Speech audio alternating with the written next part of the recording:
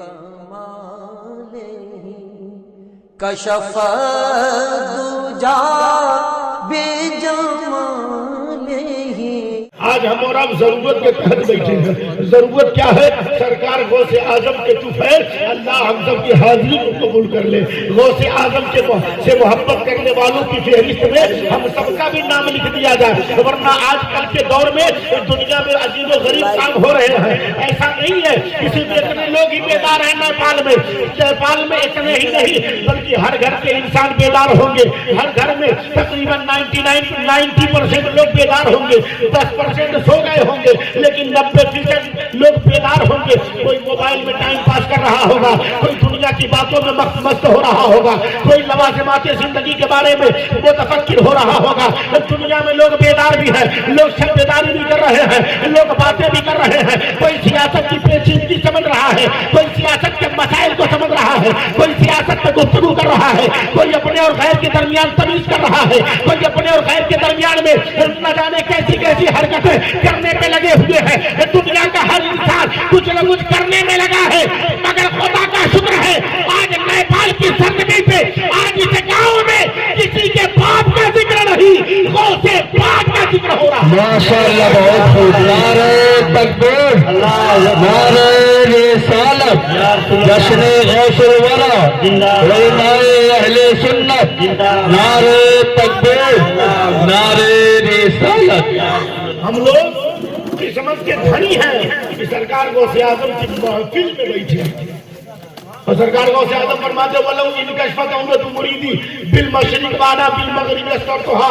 اگر میرا کوئی مرید پورب میں ننگا ہو اور میں پشچم میں رہوں تو میں اس کو ڈھک دوں گا، اس کی آبرو کو بچا لوں گا، اس کی عزت و ناموس کو بچا لوں گا۔ غوث اعظم کو یہ مقام رب کی بارگاہ سے ملا ہے کہ غوث اعظم کی حکومت ہواؤں پر بھی ہے، دریاؤں پر بھی ہے، زمین پر ہے، آسمان پر ہے، پہاڑوں پر میں ہے، خشک و تر میں ہے، شجر و حجر میں ہے، طور و جبل میں ہے۔ چاروں طرف غوث اعظم کی طاقت کا سکہ چل رہا ہے، غوث اعظم کی غوثیت کا لوہا ہر شے مان رہی ہے، ہر جانب غوث اعظم کا چرچا ہو رہا ہے، غوث اعظم کے ولایت میں چرچے ہو رہے ہیں۔ اما اتنا ہی نہیں، غوث اعظم تو وہ ہے جن کے قدموں کو اولیاء گردنوں پر رکھ رہے ہیں، سروں پر رکھ رہے ہیں، اپنے گردن پر رکھ رہے ہیں، اور مفتی اعظم ہیں نقاشی کرتے ہیں اور کہتے ہیں یہ دل، یہ جگر، یہ آنکھیں، یہ سر ہے، جہاں چاہے رکھو قدم۔ ماشاءاللہ، ماشاءاللہ، سمجھ رہے ہیں نا؟ بالکل۔ جب میں انڈیا جایا ہوا اپنے نیپال کے ہیں تو بھاشا ڈیفرنٹ ہو جا رہا ہے، ہر بھاشا سمجھ میں آ رہا ہے نا؟ ہاں بالکل۔ یہ پیر صاحب گئے تھے اپنے مرید کے وہاں، کھانا کھا لیا تو مرید سے کہا بیٹا چھوٹکوا ایسا کر ذرا سا خیلال لے کے آ۔ چھوٹکوا سے کیا کہا؟ اے بیٹا چھوٹکوا ذرا خیلال لے کے آ۔ تو چھوٹکوا بھاگے اپنی ماں کے پاس سے کہا امی جان پیر صاحب نے خیلال مانگا ہے تو بھول گیا، میں تو بجریے سے نہیں لایا، اب کہاں سے دیا جائے گا؟ تو اس کی ماں نے کہا بیٹا پیسہ لا کر دیا، کہا بیٹا لے اور جا خرید کے لے کے آنا ہر حال میں۔ چھوٹکوا جیسے نکلا اس کے بڑے بھائی بڑکوا نے کہا کہاں جا رہے ہو؟ کہا پیر صاحب کے لیے خیلال خریدنے جا رہا ہوں۔ کہا رے بیوقوف ایسے کہاں کا خریدے گا؟ پوچھ لے کہ محلواتی میں مل جائے گا کہ مہیش کو جانا پڑے گا، کہ نول جانا پڑے گا کہ پراسی جانا پڑے گا، کہ ان کے دکان میں ٹھوٹی باری جانا پڑے گا، کہاں جانا پڑے گا؟ پوچھ لو۔ تو پیر صاحب سے پوچھا چھوٹکوا جا کے، کہا پیر صاحب یہی چوراہے پہ ملے گا کہ آگے جانا پڑے گا؟ تو پیر صاحب نے کہا بیوقوف نہیں سمجھے، خیلال مطلب لکڑی، خیلال مانے لکڑی۔ تو دونوں گئے، 1 گھنٹہ بعد واپس آئے تھے، موٹ کیسا حضرت یہ سے کام چلے گا کہ اور لانا پڑے گا؟ پیر صاحب کرے بیوقوف یہ لکڑی نہیں، دانت صاف کرنے والی لکڑی۔ تو بڑکوا اب تک تو چپ تھا، بڑکوا بولا کہا حضرت ایک بار کہہ دیتے تو کھودنی چاہیے ایسے کوئی جھمیلا کی بات نہیں ہے، سمجھ بات آ رہی ہے نا؟ غوث اعظم درمیان اولیاء، چوں محمد درمیان انبیاء۔ تمام نبیوں کے درمیان جیسے میرے نبی کی عظمت ہے، ایسے تمام ولیوں کے درمیان غوث اعظم کی عظمت ہے۔ حال تو یہ تھا کہ سرکار غوث اعظم کی بارگاہ میں ایک صاحب آئے، وہ بیان کرتے ہیں تفریح الخاطر کے مصنف کہ وہ بہت دعا کرا چکے اور تقریباً 300 سے زائد اللہ کے ولیوں نے دعا کیا تھا. کس چیز کے لیے دعا کیا تھا؟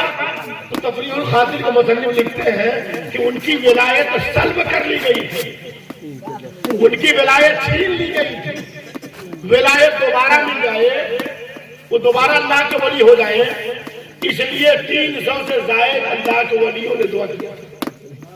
اس کے بعد فتوجہ الی باب سلطان الاولیاء، پھر انہوں نے سلطان الاولیاء کے دروازے کی طرف توجہ دیا اور یاد آیا میں نے اتنوں سے دعا کرایا، کم سے کم سرکار کو اس سے پاک کے پاس تو آیا ہوتا. کہا کوئی بات نہیں، دیر آئے درست آئے، کوئی بات نہیں. سرکار غوث اعظم کے وہاں وہ آئے، جب آئے تو غوث اعظم نے دیکھا تو پوچھا نہیں کہاں آئے ہو، کیا چاہیں گے، کسی نے آئے نہیں.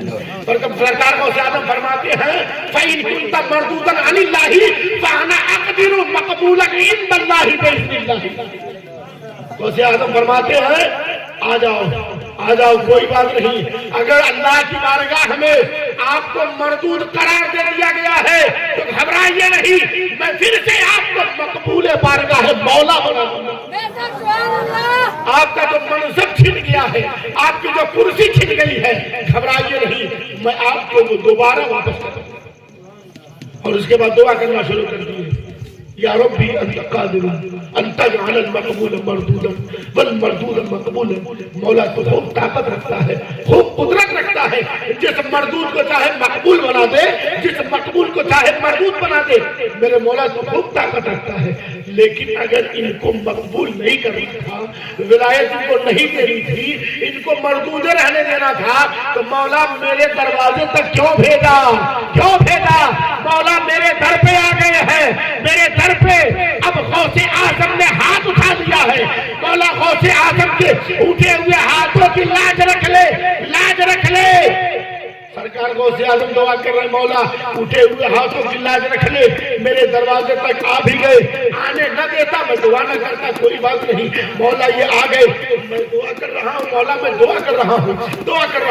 اس کے بعد فجاءہ النداء من اللہ تعالی یکفی یا غوث اعظم فوضت امرہ الیک افعل ما ترید فمقبولک مقبولی ومردودک مردودی. سرکار غوث اعظم دعا کر رہے ہیں، مولا اگر انہیں مقبول نہیں کرنا تھا تو میرے دروازے تک کیوں بھیجا، مجھ سے دعا کیوں کرایا؟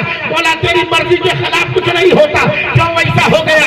اتنے میں آواز آتی ہے فجاء النداء من اللہ تعالی، اللہ کی بارگاہ سے ندا آتی ہے، یکفی یا غوث اعظم، اے غوث اعظم ٹھہر جائیے، رک جائیے.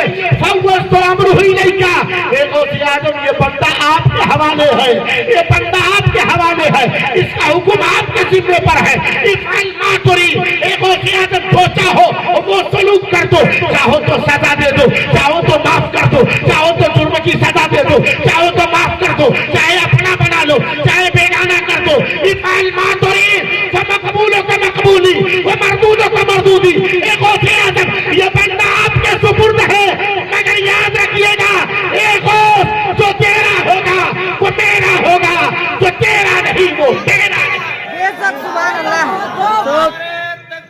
اللہ اکبر، یا رسول اللہ، یا رسول اللہ، زندہ باد، اللہ اکبر، یا رسول اللہ. سرکار غوث اعظم کا یہ مقام ہے، اسی لیے تو گلی گلی غوث اعظم کو یاد کیا جا رہا ہے، سرکار غوث اعظم کا تذکرہ کیا جا رہا ہے. اگر ہم غوث پاک کے ہو گئے تو اللہ فرماتا ہے فمقبولک مقبولی. غوث اعظم آپ کا پیارا میرا پیارا ہوگا، جو آپ کا محبوب ہوگا وہ میرا محبوب ہوگا. تو وہ غوث اعظم کے محبوب بنے، اور صرف غوث اعظم کا تذکرہ نہیں، کردار غوث اعظم پر بھی عمل کریں. یقیناً سرکار غوث اعظم کی عظمتوں کو نہ جانے کتنا سال ہو گئے بیان کرتے ہوئے لوگ آ رہے ہیں، مگر آج بھی سرکار غوث اعظم کی زندگی کی داستان ختم نہیں ہوئی. جب نبی کے غلام کی عظمت کا یہ حال ہے تو بتائیے رسول گرامی وقار کا کیا حال ہوگا. اسی لیے ایک رائٹر انگریز جو کتاب لکھی جس کا نام محمد اینڈ اسلام ہے، محمد اینڈ اسلام، اس بک میں لکھتا ہے، کہتا in his day generation he was a social reformer. In the sphere of morals, the precepted preacher of Makkah was no less a man of his time than the ruler of Medina. پھر آگے لکھتا ہے in his dealing he was fair, and upright, and as he grew in years, his honorable bearing on for him the title of Al-Amin, the faithful.